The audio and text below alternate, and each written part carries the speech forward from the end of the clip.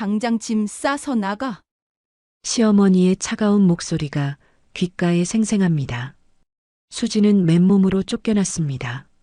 손에 쥔 건 결혼 반지 하나뿐이었죠. 하지만 6개월 뒤 모든 게 달라졌습니다. 돈 벌게 됐다고 소문 들었어요. 우리 좀 도와줄 수 있죠? 갑자기 나타난 시댁 식구들. 수지는 이미 알고 있었습니다.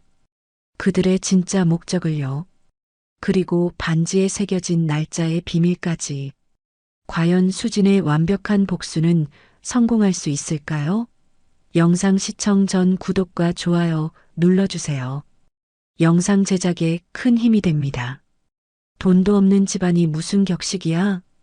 강남의 한 고급 한정식집. 봄 햇살이 유리창을 통해 쏟아지는 일요일 오후였습니다. 두 가족이 마주 앉아 있었죠. 한쪽은 수수한 차림의 중년 부부와 딸, 다른 한쪽은 명품 옷을 입은 가족들이었습니다. 이날은 윤수진과 김민호의 상견례 날이었습니다. 수진은 38세였습니다. 늦은 나이에 결혼을 앞두고 있었죠. 그동안 작은 인터넷 쇼핑몰을 운영하며 소박하게 살아왔습니다. 반면 남자 쪽 가족은 달랐습니다.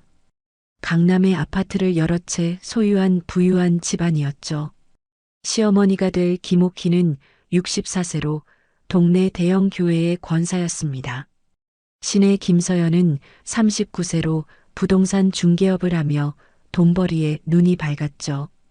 분위기는 처음부터 냉랭했습니다. 오키가 수진의 부모를 훑어보며 거만한 표정으로 입을 열었습니다. 아버님은 뭐 하시는 분이세요? 목소리에 이미 무시하는 톤이 섞여 있었습니다. 수진의 아버지가 위축된 목소리로 조심스럽게 대답했습니다. 택시 운전을 합니다. 오키의 눈썹이 치켜 올라갔습니다. 아, 그렇군요. 그럼 어머님은요? 수진의 어머니가 더욱 작은 목소리로 답했습니다. 시장에서 작은 반찬 가게를 하고 있습니다. 순간 테이블에 어색한 침묵이 흘렀습니다. 서연이 코웃음을 치며 끼어들었습니다. 오빠가 대기업 다니는데 집안 차이가 좀 있네요. 수지는 얼굴이 빨갛게 달아올랐지만 꾹 참았습니다.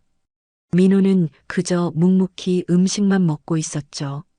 아무 말도 하지 않는 남자친구 때문에 수진의 마음이 더욱 무거워졌습니다. 오키가 갑자기 수진의 손을 잡더니 반지를 유심히 살펴봤습니다. 이거 민호가 준 거죠? 반지 안쪽에 뭐가 새겨져 있네요. 수진이 당황하며 답했습니다. 약속의 날짜와 사랑한다는 말이 새겨져 있어요. 오키가 비웃듯 말했습니다. 돈도 없는 집안이 무슨 약속이야? 이런 거 다 허세잖아. 수진의 어머니가 당황해서 말했습니다. 저희가 부족해서 죄송합니다. 오키가 손을 휘저으며 차갑게 답했습니다. 아니에요. 우리 민호가 워낙 착해서 그래요. 사람을 너무 쉽게 믿어요. 서연이 거들며 비아냥거렸습니다. 맞아요.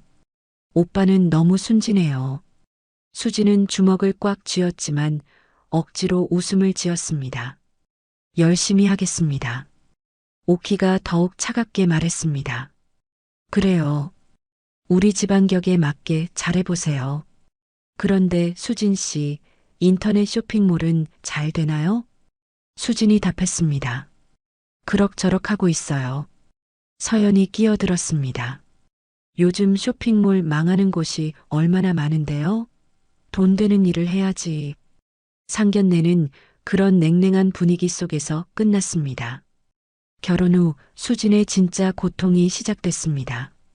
시댁에서는 수진을 마치 가정부처럼 부려먹었습니다. 명절 때마다 온갖 음식을 혼자 준비하게 했고 청소며 빨래까지 모든 집안일을 떠넘겼죠. 오키가 소파에 앉아서 수진에게 명령했습니다. 수진아, 화장실 청소 좀 해. 변기 주변에 때가 많이 꼈어. 수진이 피곤한 목소리로 대답했습니다. 네, 어머니. 서연이 소파에 누워서 휴대폰을 보며 말했습니다. 언니, 내 방도 좀 정리해줘. 옷장 정리하고 침대 시트도 갈아 끼워. 수지는 하루 종일 시댁 일만 했습니다. 새벽부터 밤늦게까지 쉴 틈이 없었죠. 민호는 아내가 힘들어하는 것을 알면서도 어머니 편만 들었습니다. 오키가 민호에게 은근히 말했습니다. 우리 며느리 좀 더 엄하게 다뤄야겠어. 너무 설설 기어다녀. 버릇을 고쳐야 해. 민호가 고개를 끄덕였습니다. 알겠어요, 어머니. 수지는 참고 또 참았지만 한계가 있었습니다. 매일 반복되는 구박과 무시가 쌓여갔죠. 어느 날 저녁, 오키가 수진을 거실로 불러앉혔습니다. 수진아, 내가 모아놓은 돈이 얼마나 되지? 수진이 당황해서 답했습니다. 무슨 말씀이세요? 오키가 눈을 번뜩이며 말했습니다. 쇼핑몰 정리해서 우리 집 전세금에 보태라고. 요즘 집값이 많이 올랐잖아. 수진이 놀라서 말했습니다. 그건 제가 10년 동안 힘들게 모은 돈인데요. 서연이 끼어들었습니다. 뭘 당연한 소리를 해?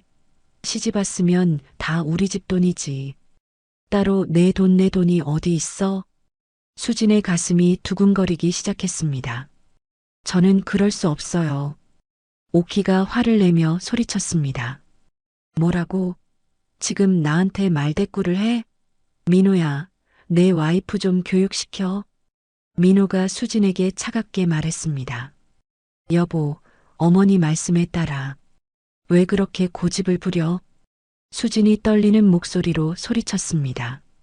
왜 제가 힘들게 모은 돈을 내줘야 해요? 오키가 벌떡 일어나서 수진을 가리키며 소리쳤습니다. 이 못된 년이 감히 나한테. 서연도 일어서서 오빠 편을 들었습니다. 언니가 너무하네. 우리 집안에 들어왔으면 예의는 지켜야지. 수진이 눈물을 주르륵 흘리며 말했습니다. 저도 사람이에요. 왜 이러세요? 오키가 손가락질하며 독서를 퍼부었습니다. 사람 맞아? 너 같은 가난한 년이 주제도 모르고 건방져. 당장 짐 싸서 나가. 수진이 마지막 희망을 걸고 남편을 바라보며 말했습니다. 민호 씨, 뭐라고 좀 해봐요. 민호는 고개를 돌리며 냉정하게 말했습니다. 어머니가 화나신 것 같으니까 좀 조용히 해. 수진의 마음이 완전히 무너졌습니다. 알겠어요. 나갈게요. 수진은 옷 몇 벌만 가방에 넣고 집을 나왔습니다. 손에 든 것은 결혼 반지뿐이었죠. 반지 안쪽에 새겨진 날짜를 보며 수진은 이상한 생각이 들었습니다. 이 날짜가 뭔가 이상해.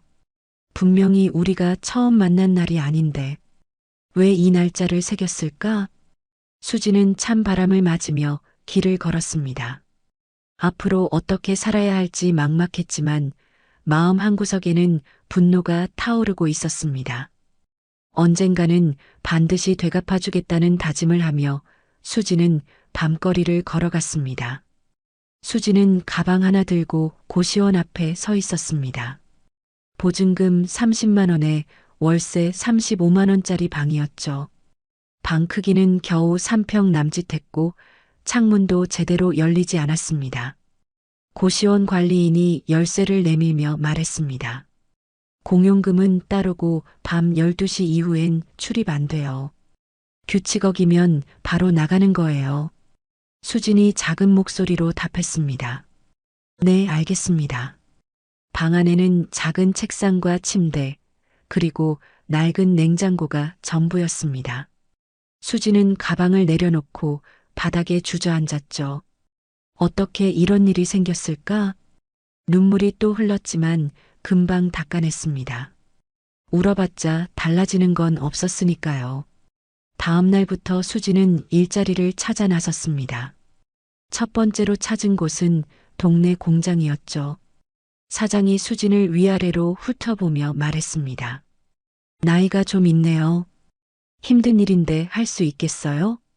수진이 답했습니다. 할 수 있습니다. 사장이 계산기를 두드리며 말했습니다. 하루 8시간 시급 9,000원. 할 거면 내일부터 나와요. 수지는 선택의 여지가 없었습니다. 네, 하겠습니다. 공장 일은 생각보다 힘들었습니다. 하루 종일 서서 제품을 포장하니 발은 퉁퉁 부었고 허리도 아팠죠. 그래도 수지는 불평하지 않았습니다. 점심시간에 동료가 물어봤습니다. 언니 전에 뭐 하셨어요? 손이 되게 느리신데? 수진이 쓴웃음을 지으며 답했습니다. 인터넷 쇼핑몰 했어요. 작은 거요. 동료가 관심을 보였습니다. 쇼핑몰요? 그거 돈 되는 거 아니에요? 수진이 고개를 저었습니다. 잘 안 됐어요. 그래서 여기 왔죠. 저녁 시간이 끝나고 수진은 퇴근했습니다. 사장이 하루 일당 7만 2천 원을 건네주며 말했습니다. 내일도 시간 맞춰서 와요. 수진은 돈을 받아들고 고개를 숙였습니다. 감사합니다. 고시원으로 돌아가는 길에 수진은 편의점에서 컵라면 하나를 샀습니다. 그게 하루 유일한 제대로 된 식사였죠. 며칠 뒤 수진은 야간 아르바이트도 구했습니다. 밤 11시부터 새벽 4시까지 편의점에서 일하는 거였죠.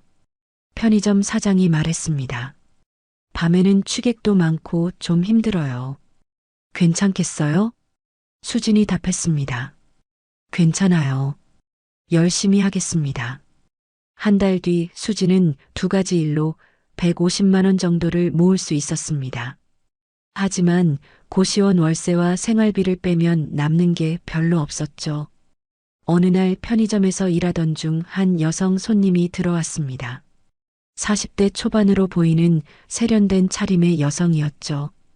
여성이 물건을 계산하다가 수진을 유심히 바라봤습니다. 혹시 전에 인터넷 쇼핑몰 하셨던 분 아니에요? 수진이 놀라서 답했습니다. 어떻게 아셨어요?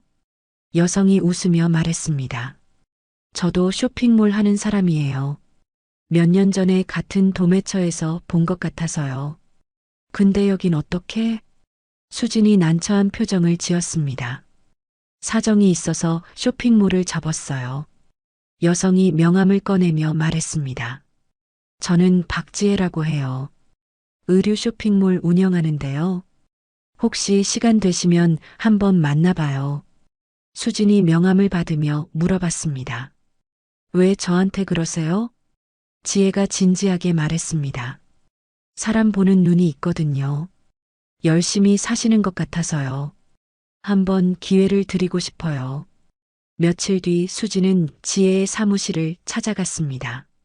작지만 깔끔하게 정리된 공간이었죠. 지혜가 차를 내오며 말했습니다. 제가 도와드릴 수 있는 게 있을 것 같아서 연락드렸어요.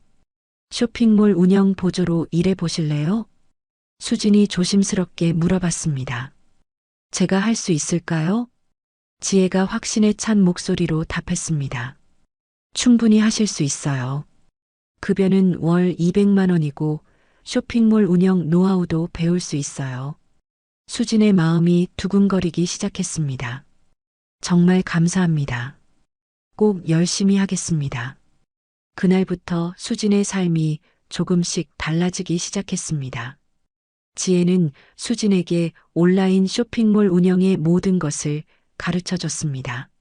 상품 촬영부터 상세 페이지 작성, SNS 마케팅까지 하나하나 알려줬죠. 지혜가 말했습니다. 요즘은 인스타그램이랑 블로그가 중요해요. 예쁜 사진 한 장이면 매출이 2배로 뛰기도 하거든요. 수진이 열심히 메모하며 물어봤습니다. 어떻게 하면 사진을 예쁘게 찍을 수 있어요? 지혜가 실제로 보여주며 설명했습니다. 조명이 제일 중요해요. 자연광을 활용하면 훨씬 좋아요. 그리고 배경도 깔끔하게 정리하고요. 수지는 매일 새로운 걸 배웠습니다. 처음에는 서툴렀지만 점점 실력이 늘었죠. 한 달쯤 지나자 지혜가 수진에게 제안했습니다. 수진 씨, 본인 쇼핑몰 다시 시작해보는 건 어때요? 수진이 놀라서 답했습니다. 저요? 그런 돈이 어디 있어요? 지혜가 웃으며 말했습니다. 요즘은 초기 자본 없이도 시작할 수 있어요. 스마트 스토어나 인스타그램 마켓으로요. 제가 도와드릴게요. 수진이 망설이며 물어봤습니다. 정말 가능할까요? 지혜가 확신에 찬 목소리로 답했습니다. 충분히 가능해요. 수진 씨는 이미 경험도 있고 열정도 있잖아요. 지금이 기회예요.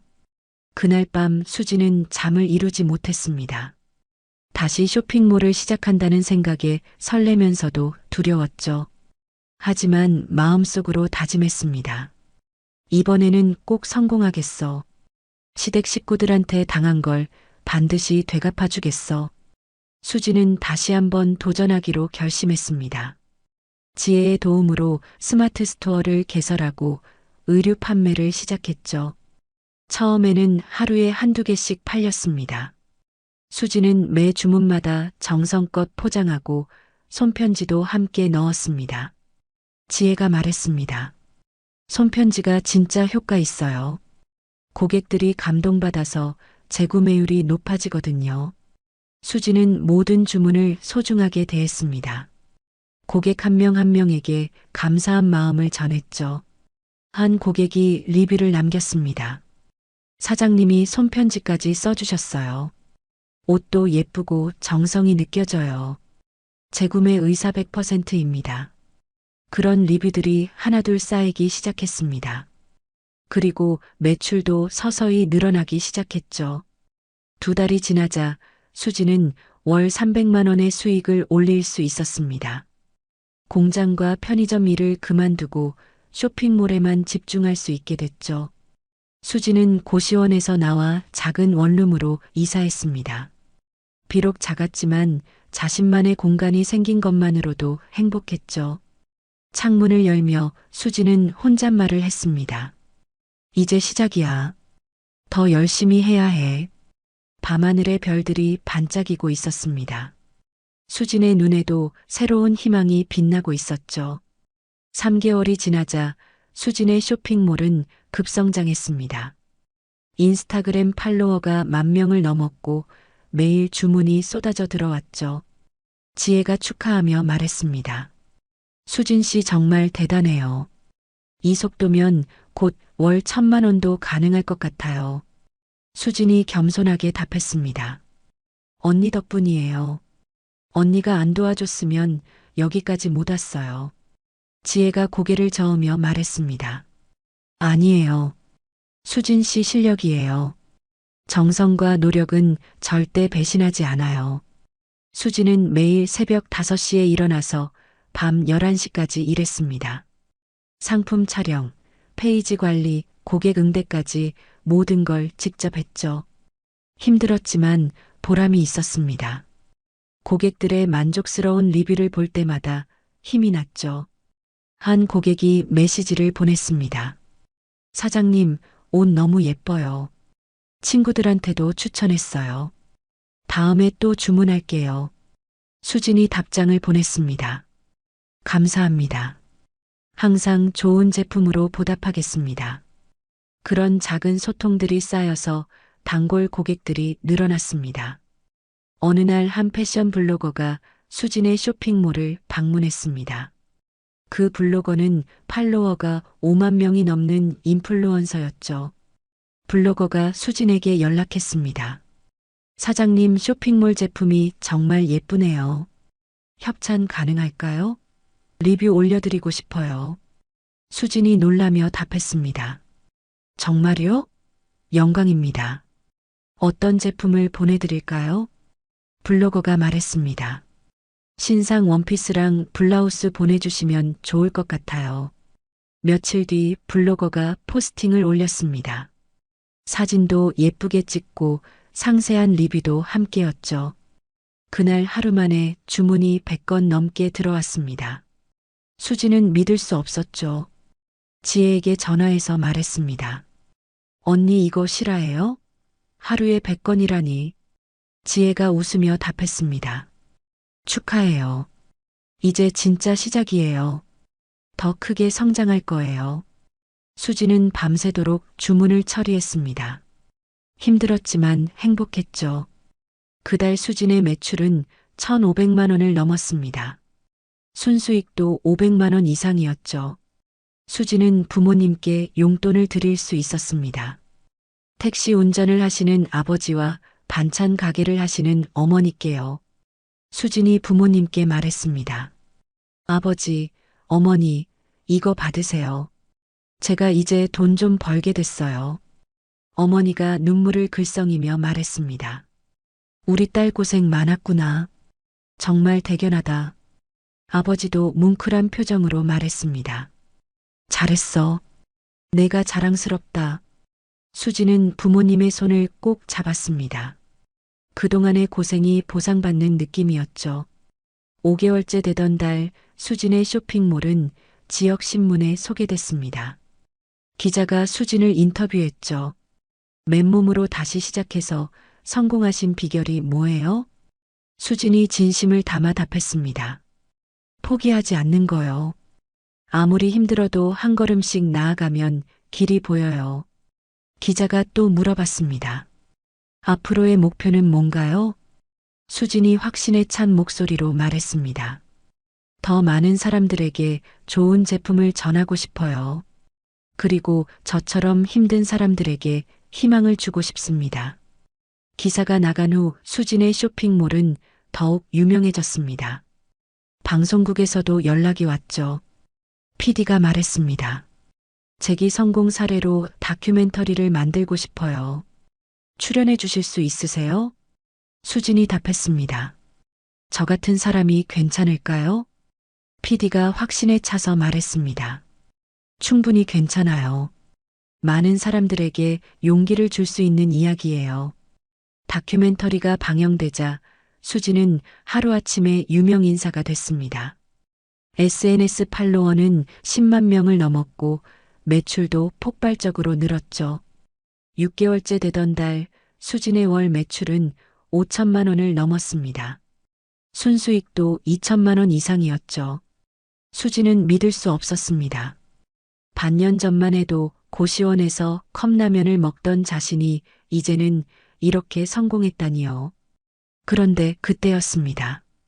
예상치 못한 방문객이 나타난 거죠. 어느 날 오후 수진의 사무실 문이 열렸습니다. 들어온 사람은 다름 아닌 시어머니 오키였죠. 수진아, 정말 너야? 신문에서 봤어. 정말 대단하더라. 수진은 깜짝 놀랐지만 침착하게 대답했습니다. 어머니, 어떻게 여기를 아셨어요? 오키가 주위를 둘러보며 감탄했습니다. 와, 여기가 내 사무실이구나. 정말 잘 됐네. 우리 며느리가 이렇게 성공할 줄 몰랐어. 수지는 속으로 의심스러웠지만 정중하게 말했습니다. 차라도 드릴까요? 오키가 앉으며 말했습니다. 그래, 한 잔 주렴. 그런데 수진아, 우리 교회 권사님들한테 너 자랑 좀 하고 싶은데? 수진이 조심스럽게 물어봤습니다. 무슨 말씀이세요? 오키가 거들먹거리며 설명했습니다. 우리 며느리가 이렇게 성공했다고 자랑하고 싶거든. 권사 모임에 한번 나와줄 수 있지? 수지는 어이가 없었지만 표정을 감췄습니다. 생각해 보겠습니다.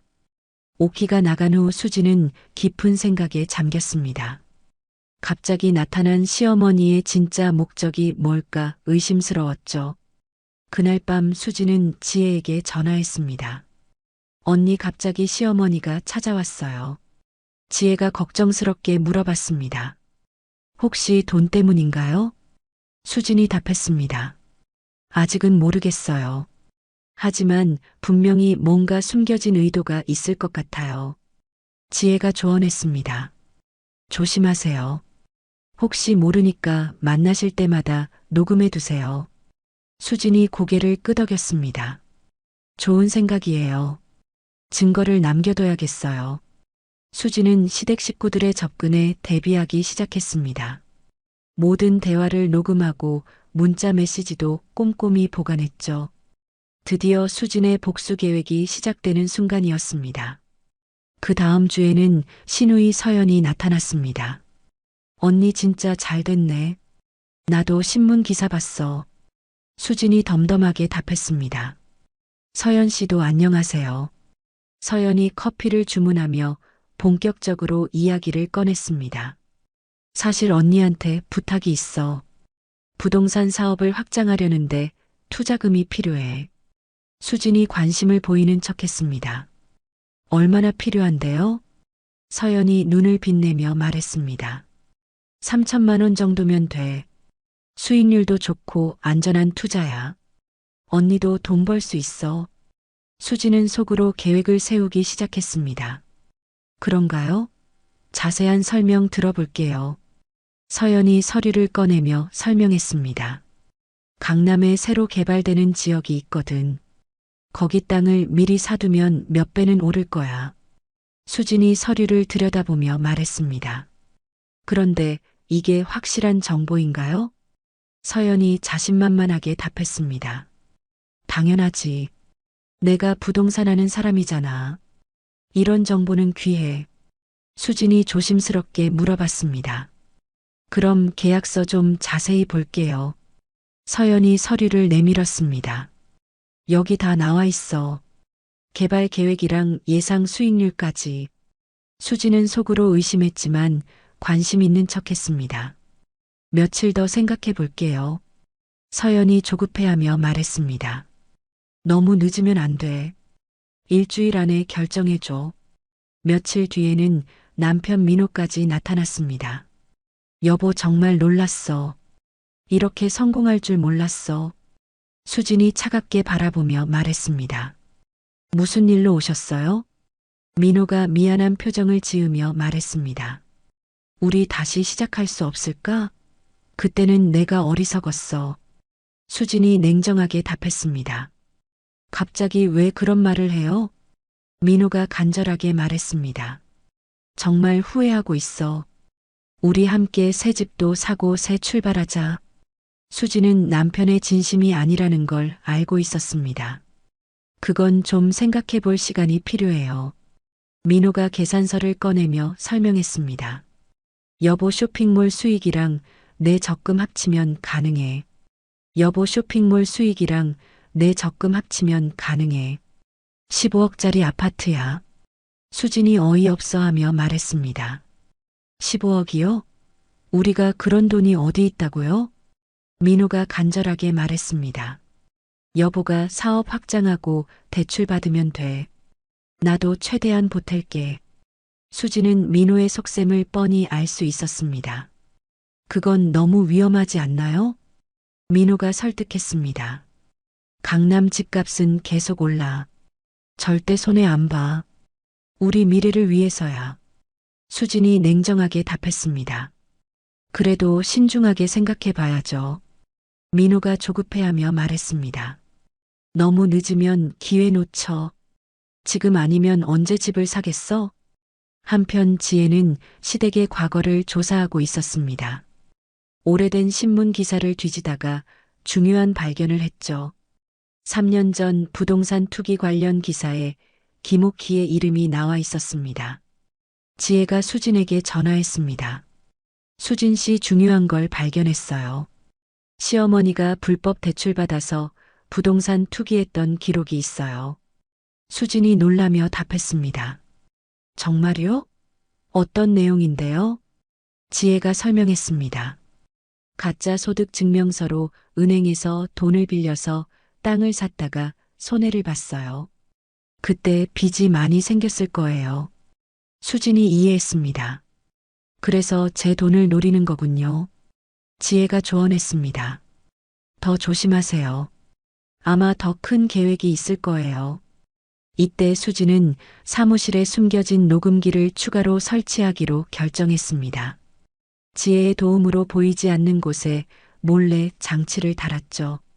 며칠 뒤 서연이 다시 찾아왔습니다. 언니 결정은 했어? 정말 마지막 기회야. 수진이 고민하는 척하며 답했습니다. 계약서를 다시 한번 볼게요. 서연이 서류를 꺼내는데 이상한 행동을 했습니다. 몰래 다른 서류와 바꿔치기 하는 거였죠. 녹음기가 이 모든 장면의 소리를 잡아내고 있었습니다. 서연이 새 서류를 내밀며 말했습니다. 여기 최종 계약서야. 사인만 하면 돼. 수진이 서류를 받으며 말했습니다. 뭔가 다른 것 같은데요? 서연이 당황하며 답했습니다. 아니야. 같은 거야. 그냥 정리만 다시 한 거야. 수지는 서연이 계약서를 조작했다는 확신이 들었습니다. 며칠 더 생각해 볼게요. 서연이 초조해하며 말했습니다. 왜 이렇게 늦어? 빨리 결정해야 한다고. 그날 밤 수진과 지혜는 모든 증거를 정리했습니다. 녹음 파일과 과거 신문 기사까지 완벽한 증거가 모였죠. 지혜가 말했습니다. 이제 변호사를 만나봐야겠어요. 법적으로 대응할 준비를 해야죠. 수진이 고개를 끄덕였습니다. 네. 이제 더 이상 참을 수 없어요. 제대로 응징해야죠. 지혜가 조언했습니다. 조심해야 해요. 그들도 가만히 있지 않을 테니까요. 수진이 결연한 표정으로 말했습니다. 걱정 마세요. 저도 이제는 달라졌어요. 절대 당하지 않을 거예요. 그날 밤 수진은 결혼 반지를 다시 꺼내봤습니다. 반지 안쪽에 새겨진 날짜를 유심히 들여다봤죠. 2021년 3월 15일. 이 날짜가 뭔가 중요한 단서일 것 같았습니다. 수진은 휴대폰을 꺼내 날짜를 검색하기 시작했죠. 그리고 충격적인 사실을 발견했습니다. 2021년 3월 15일은 오키가 불법 대출을 받은 날과 정확히 일치했던 겁니다. 수진의 손이 떨리기 시작했습니다. 그럼 민호가 처음부터 계획적으로 접근한 거였어? 수진은 지혜에게 급히 전화를 걸었습니다. 언니 엄청난 걸 발견했어요. 반지의 날짜가 불법 대출 날짜랑 똑같아요. 지혜가 놀라며 답했습니다. 그럼 처음부터 계획적인 결혼이었다는 거잖아요? 수진이 분노에 떨며 말했습니다. 그렇죠. 저를 완전히 이용한 거예요. 결혼도 사랑도 다 거짓이었어요. 지혜가 말했습니다. 더 철저하게 준비해야겠어요. 이건 단순한 금전 문제가 아니라 계획적인 사기예요. 수진이 결심했습니다. 반드시 법정에 세울 거예요. 그들이 한 일을 세상에 다 폭로할 거예요. 창밖으로 비가 내리기 시작했습니다. 수진은 창문을 바라보며 복수를 다짐했죠. 이제 시작이야. 그들이 저지른 죄를 모두 밝혀낼 거야. 며칠 뒤 수진은 법무법인을 찾았습니다. 지혜와 함께 변호사 사무실에 앉아서 모든 증거를 테이블 위에 펼쳐 놓았죠. 변호사 이정민이 서류들을 꼼꼼히 살펴봤습니다. 이거 정말 대단한 증거네요. 녹음 파일도 선명하고 신문 기사도 명확해요. 수진이 조심스럽게 물어봤습니다. 승소 가능성은 어떤가요? 이정민이 자신 있게 답했습니다. 충분히 이길 수 있어요. 사기와 위조 문서, 협박까지 다 들어있거든요. 지혜가 추가 자료를 꺼내며 말했습니다. 그리고 이것도 봐주세요. 3년 전 불법 대출 기록이에요. 이정민이 기록을 보더니 놀랐습니다. 이거 심각한데요? 가짜 소득 증명서로 은행을 속인 거잖아요. 수진이 답했습니다. 그때 일은 저도 몰랐었어요. 결혼 후에야 조금씩 이상한 점을 느꼈죠. 이정민이 설명했습니다. 이 사건들을 모두 연결하면 더 큰 그림이 나와요. 체계적인 사기 행위로 볼 수 있거든요. 지혜가 질문했습니다. 언론 보도는 언제쯤 하는 게 좋을까요? 이정민이 조언했습니다. 소송 접수 직후가 좋겠어요. 여론의 관심을 끌어야 상대방도 함부로 못해요. 수진이 결심을 다졌습니다. 그럼 바로 진행해 주세요. 더 이상 참을 수 없어요. 사무실을 나온 후 수진과 지혜는 카페로 갔습니다. 수진이 반지를 꺼내서 자세히 들여다봤죠. 지혜 언니 이 반지 날짜가 계속 신경 쓰여요. 지혜가 관심을 보였습니다. 뭐가 이상한데요? 수진이 설명했습니다. 민호가 이 날짜가 특별하다고 했는데 우리가 처음 만난 날도 아니고 사귄 날도 아니에요. 지혜가 반지를 자세히 봤습니다. 2021년 3월 15일이네요. 혹시 이 날짜에 무슨 일이 있었나요? 수진이 기억을 더듬었습니다. 그때는 아직 사귀기 전이었는데요. 아, 잠깐만요. 지혜가 급히 휴대폰을 꺼냈습니다. 혹시 이 날짜가 불법 대출받은 날과 같을까요? 수진이 놀라며 말했습니다. 설마요? 그럴 리가 있나요? 지혜가 자료를 뒤지더니 소리쳤습니다. 맞아요. 정확히 같은 날이에요. 2021년 3월 15일이 은행 대출 계약일이에요. 수진의 얼굴이 창백해졌습니다. 그럼 민호가 처음부터 계획적으로 접근한 거예요.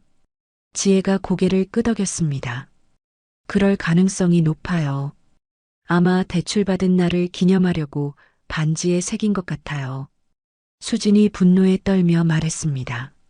정말 치밀하게 계획한 거네요. 처음부터 저를 이용할 생각이었구나. 지혜가 더 충격적인 사실을 발견했습니다. 그리고 봐요. 대출 보증인 명단에 수진 씨 아버지 이름이 있어요. 수진이 기절할 것 같았습니다. 우리 아버지가요? 그럼 아버지도 속은 거예요? 지혜가 자료를 보며 설명했습니다. 네. 가짜 서류로 보증을 선 것 같아요.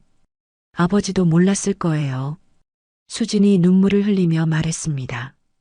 우리 가족까지 이용했다니 정말 용서할 수 없어요.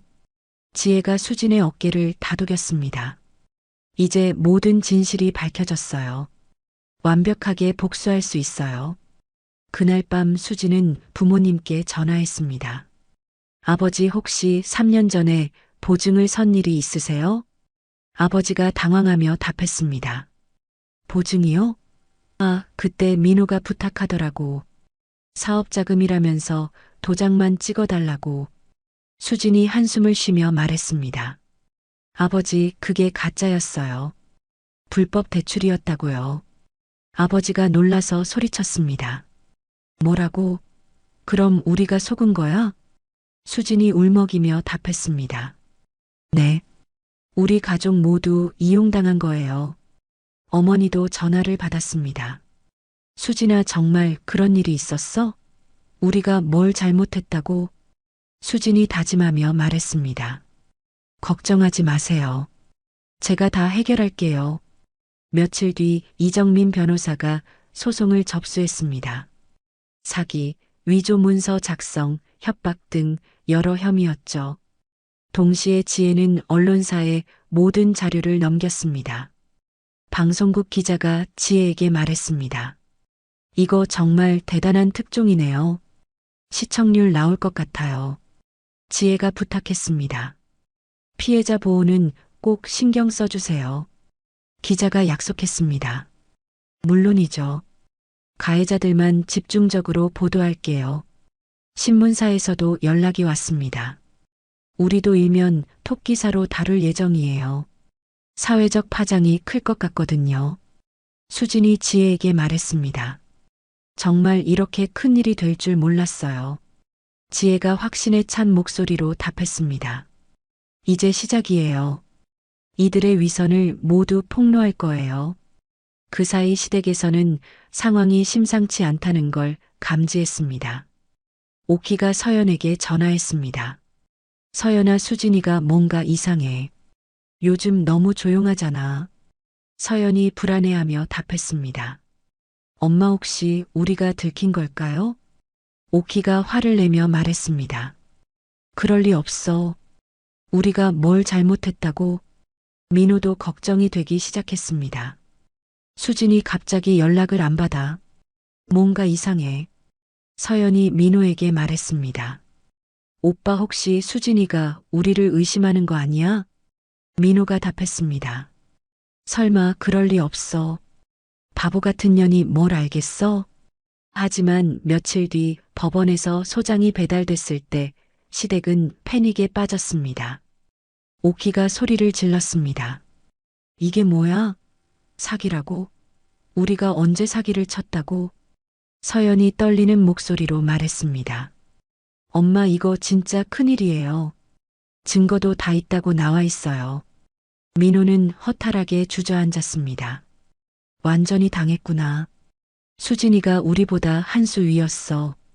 그들은 이제 수진이 단순한 피해자가 아니라는 걸 깨달았습니다. 복수를 위해 치밀하게 준비한 상대였던 거죠.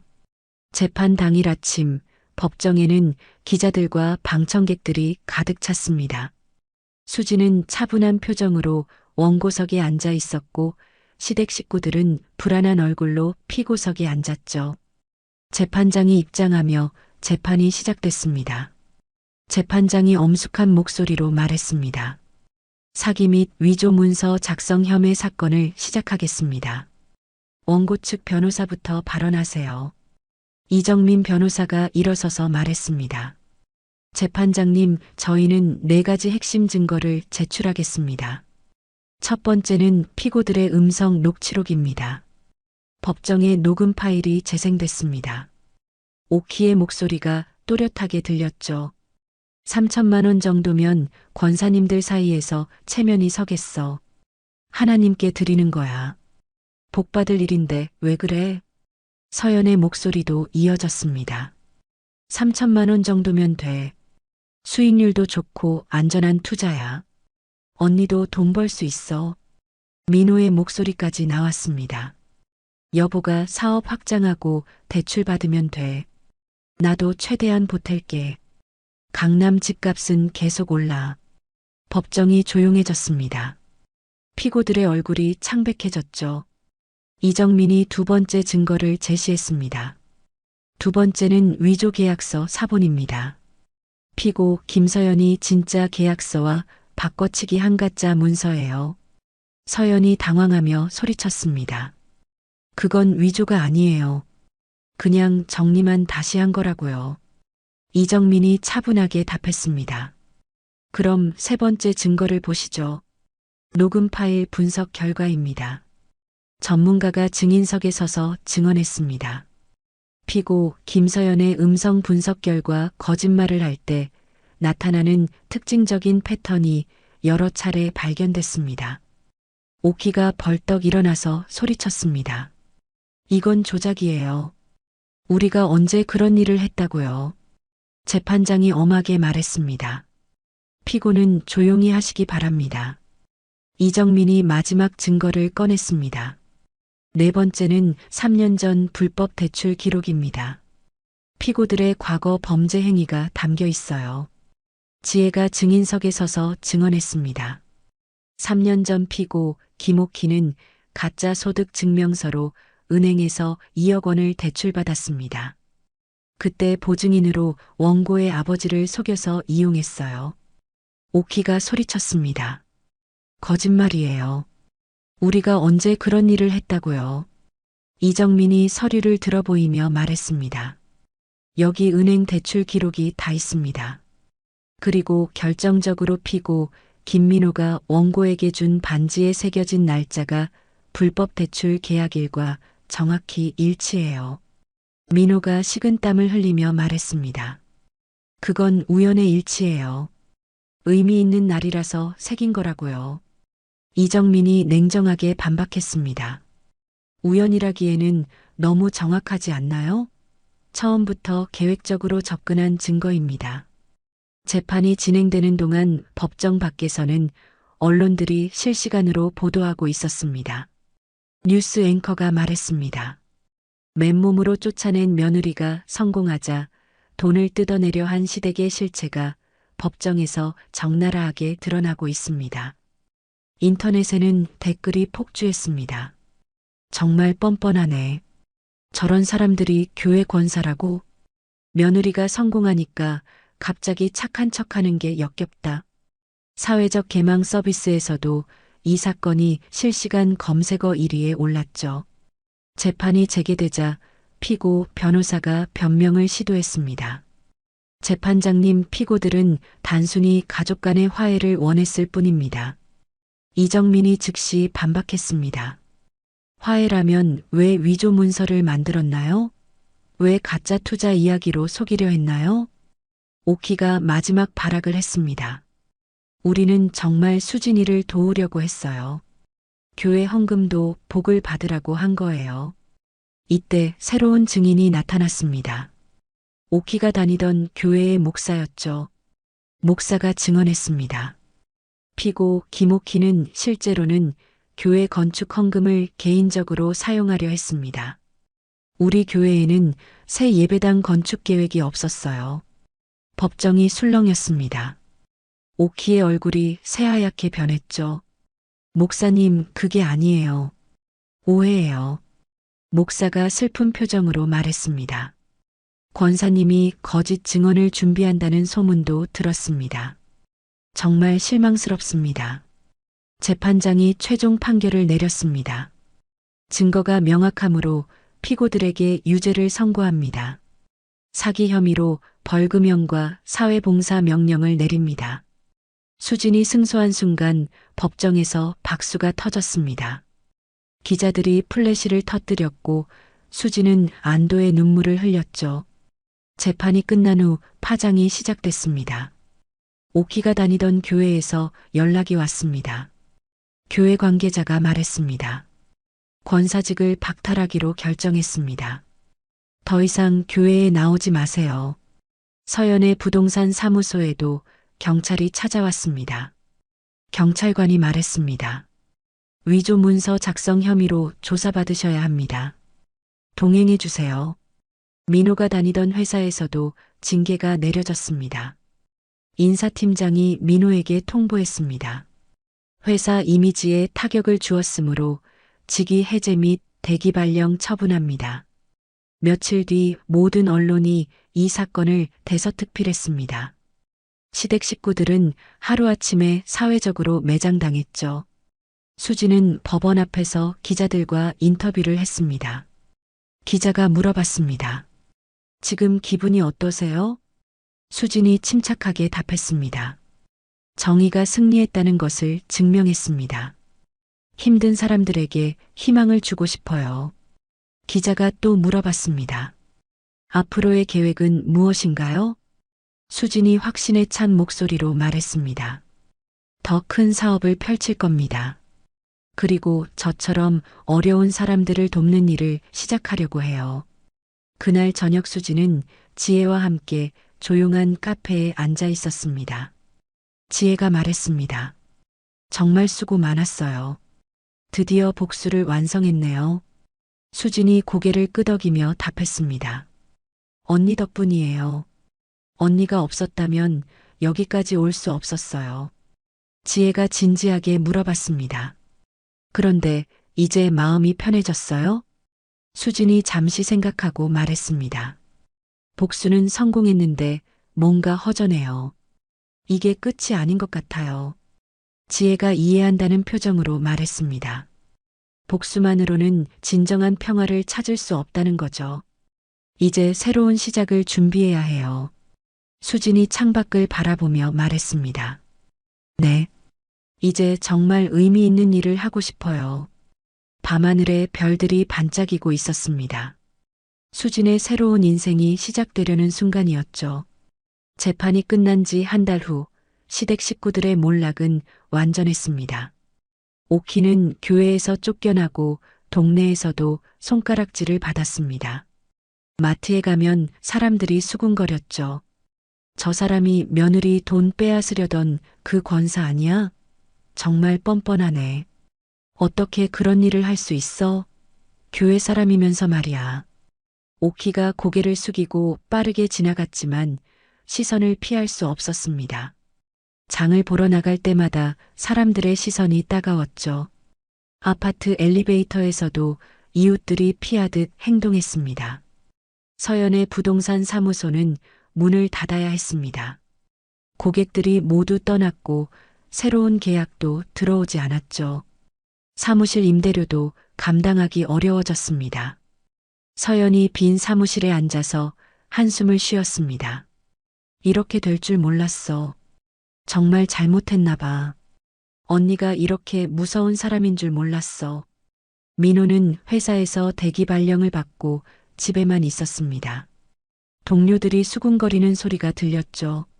저 사람 아내한테 사기친 거 맞지? 뉴스에 나왔잖아. 가족이 저러니까 믿을 수 없어. 민호가 책상을 정리하며 중얼거렸습니다. 수진이를 너무 얕봤구나. 완전히 당했어. 이제 취직도 힘들 것 같아. 회사 내부에서도 그의 평판은 바닥까지 떨어졌습니다. 인사팀에서는 조기 퇴직을 종용하는 분위기였죠. 한편 수지는 승리의 기쁨보다는 복잡한 마음이었습니다.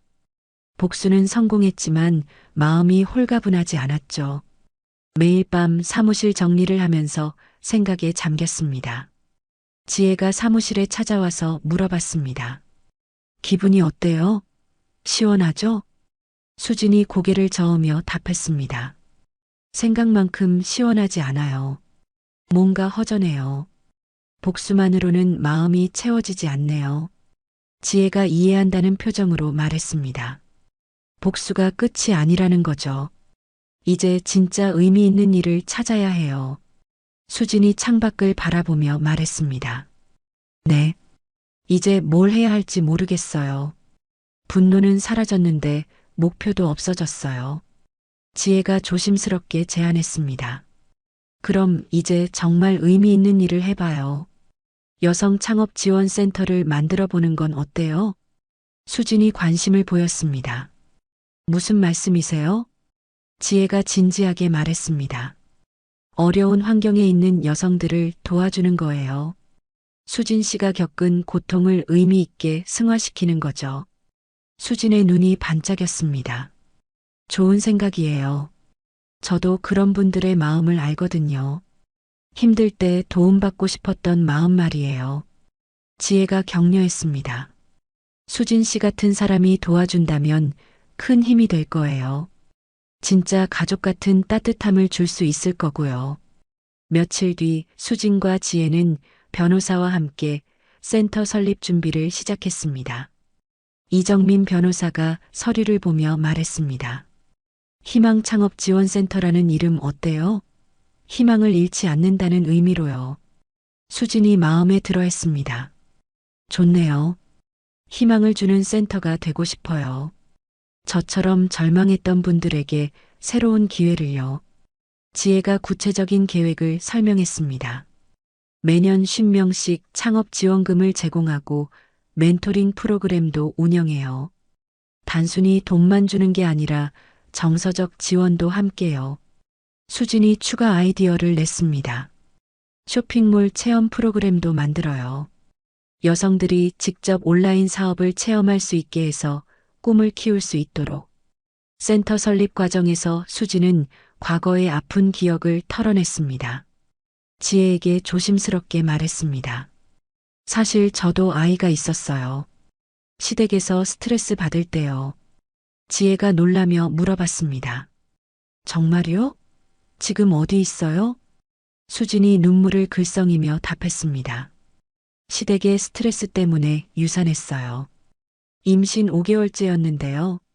그때 오키 어머님이 계속 트집을 잡고 서연 씨도 무시했거든요. 지혜가 수진의 손을 잡으며 말했습니다. 정말 힘드셨겠어요. 그런 고통까지 겪으셨다니요. 수진이 눈물을 닦으며 말했습니다. 그때는 정말 절망적이었어요. 모든 걸 잃은 기분이었죠. 하지만 이제 그 아픔을 다른 여성들을 위해 쓰고 싶어요. 지혜가 감동받아 말했습니다. 그래서 더욱 의미 있는 일이에요. 분명히 하늘에서 지켜보고 있을 거예요. 센터가 정식으로 설립되자 언론의 관심도 이어졌습니다. 기자가 수진에게 인터뷰를 요청했습니다. 복수 후에 지원센터를 만든 특별한 이유가 있나요? 수진이 진심을 담아 답했습니다. 복수만으로는 마음이 치유되지 않았어요. 누군가를 도우면서 진정한 평화를 찾고 싶었어요. 기자가 또 물어봤습니다. 그럼 시댁 식구들을 용서할 생각은 없나요? 수진이 잠시 생각하고 신중하게 답했습니다. 용서와 화해는 다른 문제예요. 용서는 제 마음의 평화를 위한 거고 화해는 그들의 진정한 반성이 있어야 가능해요. 한편 시댁 식구들도 조금씩 변화를 보이기 시작했습니다. 오키가 동네 복지관을 찾아갔습니다. 복지관 직원이 놀라며 말했습니다. 자원봉사 신청이세요? 오키가 고개를 숙이며 답했습니다. 네. 뭐라도 도움이 되고 싶어요. 제가 너무 잘못 살았거든요. 직원이 조심스럽게 물어봤습니다. 혹시 그 유명한 사건의 당사자세요? 오키가 부끄러워하며 말했습니다. 네, 정말 잘못했어요. 속죄하고 싶어요. 며느리한테 용서받고 싶고요. 서연도 작은 회사에서 일반 직원으로 일하기 시작했습니다. 팀장이 서연에게 말했습니다. 일 정말 성실하게 하시네요. 과거에 무슨 일이 있었는지 모르겠지만 지금은 믿을만해요. 서연이 눈물을 흘리며 답했습니다. 제가 너무 탐욕스러웠어요. 돈만 생각했죠. 이제라도 바르게 살고 싶어요. 민호는 새로운 직장을 찾지 못하고 배달 일을 시작했습니다. 힘든 일이었지만 불평하지 않았죠. 오토바이를 타고 배달하다가 우연히 수진의 사무실 앞을 지나게 됐습니다.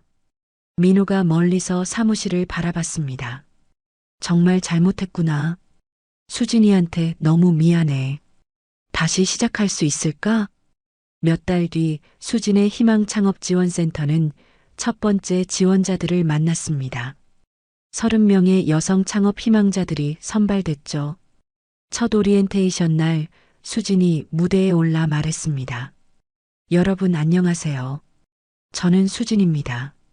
저도 여러분처럼 바닥에서 시작했어요. 한 지원자가 눈물을 글썽이며 말했습니다. 사장님 신문 기사 봤어요. 정말 대단하시더라고요. 저도 사장님처럼 될 수 있을까요? 수진이 따뜻하게 미소 지으며 답했습니다. 물론이죠. 포기하지 않으면 누구나 할 수 있어요. 제가 증명했잖아요. 지원자들에게는 창업 자금 3천만 원과 함께 6개월간의 집중 멘토링이 제공됐습니다. 수진은 직접 매주 강의를 하며 실질적인 노하우를 전수했죠. 수진이 강의실에서 말했습니다. 온라인 쇼핑몰에서 제일 중요한 건 신뢰예요. 고객 한 명 한 명을 소중하게 대하세요. 한 수강생이 질문했습니다. 사장님은 제일 힘들 때 어떻게 버티셨어요? 수진이 진심을 담아 답했습니다. 복수심이었어요. 하지만 지금은 다른 분들을 돕는 게 더 큰 힘이 돼요. 진정한 행복은 나눔에서 온다는 걸 배웠거든요. 3개월이 지나자 지원자들의 사업이 하나둘 자리를 잡기 시작했습니다. 매출이 발생하고 꿈을 이루는 모습을 보며 수진은 진정한 보람을 느꼈죠. 한 지원자가 수진에게 감사 인사를 전했습니다. 사장님 덕분에 처음으로 월 500만 원 매출을 달성했어요. 정말 감사합니다. 수진이 기뻐하며 말했습니다. 축하해요. 이제 시작이에요. 더 크게 성장할 거예요. 센터는 점점 유명해졌고 언론에서도 주목했습니다. 한 방송국에서 다큐멘터리 촬영을 제안했죠. PD가 수진에게 말했습니다. 복수에서 나눔으로 변화한 이야기가 정말 감동적이에요. 많은 사람들에게 희망을 줄 수 있을 것 같아요. 수진이 겸손하게 답했습니다. 제 이야기가 도움이 된다면 기쁠 것 같아요.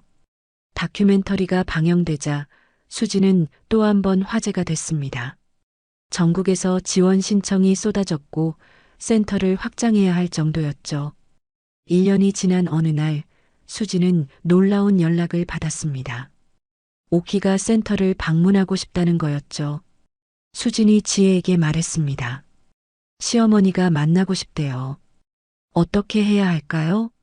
지혜가 조언했습니다. 수진 씨가 결정할 일이에요. 하지만 진심으로 반성했는지 확인해 보는 것도 나쁘지 않을 것 같아요. 며칠 뒤 수진은 오키를 센터 사무실에서 만났습니다. 오키는 예전과 달리 초라한 차림이었죠. 오키가 고개를 숙이며 말했습니다.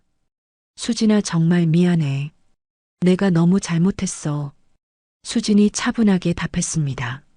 어머니, 이제 와서 사과하시면 뭐 하세요? 오키가 눈물을 흘리며 말했습니다. 알아. 용서받을 수 없는 거 알아. 하지만 진심으로 반성하고 있어. 요즘 복지관에서 봉사하면서 많이 깨달았어. 수진이 오키를 바라보며 말했습니다. 어머니가 진짜 변했는지는 시간이 증명할 거예요. 말이 아니라 행동으로 보여주세요. 오키가 고개를 끄덕였습니다. 그렇게 할게. 남은 인생 바르게 살겠어.